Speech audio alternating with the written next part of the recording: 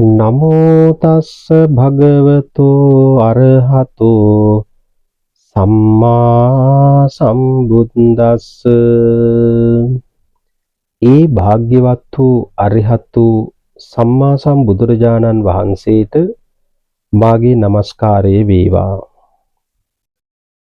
ඉද සෝචති පෙච්ච සෝචති පාපකාරී උභයත් සෝචති සෝ සෝචති සෝ විහඤ්ඤති දිස්වා කම්ම කිලිට්ඨ මත්තනෝ.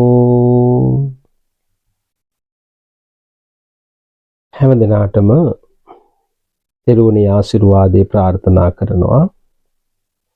මේ හිමිදිරි උදෑසන ධම්මනන ටීවී නාලිකාවේ ධම්මචින්තා වැඩසටහන හැමදාමත් අලුයම ශ්‍රවණය කරන ශ්‍රාවක පිරිසට අද මම කියලා දෙන්නේ ධම්මපදයේ යමක වර්ගයේ 15 වෙනි ගාථාව. අද වෙනකොට අපි ගාථා 15ක් ඉගෙනගෙන තියෙනවා. ඊටාම වැදගත් ධර්මෝපදේශ මහ රාශියක් ධම්මනන ටීවී නාලිකාව ඔස්සේ ඔබ ශ්‍රවණය කරලා තියෙනවා. අද ගාථාව ඉද සෝචති පෙච්ච සෝචති පාපකාරී උභයත්ත සෝචති.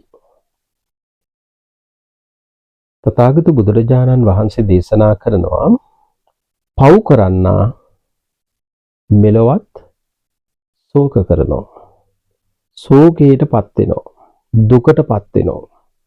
පව් කරන්න කවදාවත් සතුටු වෙන්නේ නැහනේ.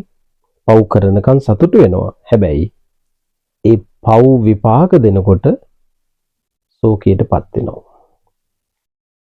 පාපකාරී උභයත්ත සෝචති.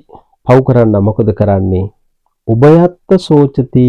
පරලෝකයට ගියාට පස්සේ දුකටපත් වෙනවා, ශෝකයටපත් වෙනවා. සෝ සෝචති සෝ විහඤ්ඤති. ඊළඟට මොකක්ද? දෙලොවම ශෝකයටපත් වෙනවා. මෙලොවත් ශෝකයටපත් වෙනවා, පරලොවත් ශෝකයටපත් වෙනවා. දිස්වා කම්ම කිලිට්ටි මත්තනෝ.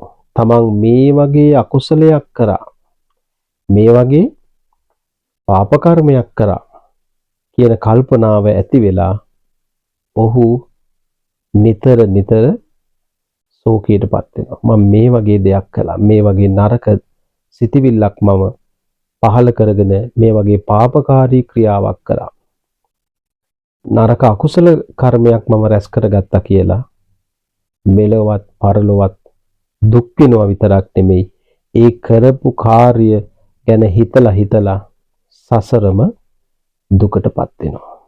ඒ නිසා ඔබට අපි ආරාධනා කරනවා, ඔබ කොයිම වෙලාවකවත් දුකටපත් වෙන, වේදනාවටපත් වෙන, ශෝකයටපත් වෙන කටයුතු වල යෙදෙන්න එපා. ඒ නිසා මෙලොවත් සතුටින් ඉන්න, පරලොවත් සතුටින් ඉන්න ඔබ කටයුතු කරන්න කියන මේ අවවාදය මේ හිමිදිරි උදෑසන ධම්මචින්තා වැඩසටහනින් අද මම ඔබට කියලා දෙන්නයි උත්සාහ කරන්නට යෙදුනේ. ඒ නිසා ඔබට අද දවස යහපතක්ම වේවා, ඔබේ සියලු කටයුතු සාර්ථක වේවා කියලා මෙත් සිතින් ආශිර්වාද කරනවා.